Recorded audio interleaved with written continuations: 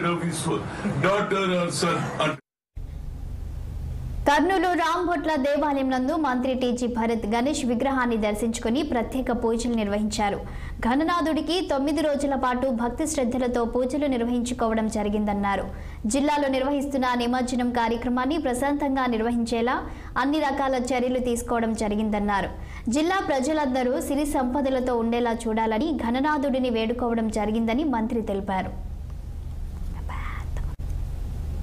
పూజలు అందుకొని ఈ రోజు నిమజ్జన కార్యక్రమం కొనసాగుతుంది.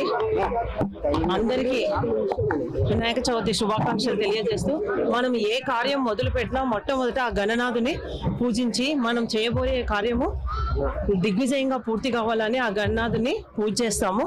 కాబట్టి ఆ గణనాథుని ఆశీస్సులు మనందరిపైన ఉండాలని కూడా నేను మనస్ఫూర్తిగా కోరుకుంటున్నాను. తల్లిదండ్రులకు సేవ చేస్తే అందరికీ సేవ చేసినట్లనే గణనాథుడు నిరూపించాడు. కాబట్టి ఈ 9 రోజులు మనం అందరం ఐక్యమత్యంగా సమన్వయంతో ఈ కార్యక్రమం చేసుకోవడం జరిగింది. ఈ రోజు ఈ నిమజ్జన కార్యక్రమం కూడా విజయవంతంగా అందరి సహాయ సహకారాలతో విజయవంతం కావాలని కోరుకుంటున్నాను. ఈ గణేష్ నిమజ్జనం హిందూస్ కి ఒక పెద్ద పండగ, నిమజ్జనం కూడా ఒక పెద్ద పండగ. ఎస్పెషలీ కర్నూలులో నిమజ్జనం అనేది చాలా పెద్ద ఎత్తున జరుగుతుంది. ఇప్పుడు ఆంధ్రప్రదేశ్ లో ఇన్ని విగ్రహాలు, ఇక్కడ పెద్ద నిమజ్జనం, ఒక పెద్ద ఫోర్సు డిపార్ట్మెంట్ నుంచి ఇలాంటి గవర్నమెంట్ అఫీషియల్స్ నుంచి ఒక పెద్ద ఎత్తున జరిగే కార్యక్రమం ఇక్కడ కర్నూలులో. ఒకటే నేను రిక్వెస్ట్ చేసేది, వచ్చే 5 ఏళ్లలో అందరికి సిటిజన్స్ అందరికి రిక్వెస్ట్ చేసేది ఏమంటే ఎకో ఫ్రెండ్లీ గణేషాస్ పెద్దగా కూడా చేస్తున్నారు. ఇప్పుడు స్టేట్ లో బిగ్గెస్ట్ వచ్చి మన విజయవాడలో ఉంది.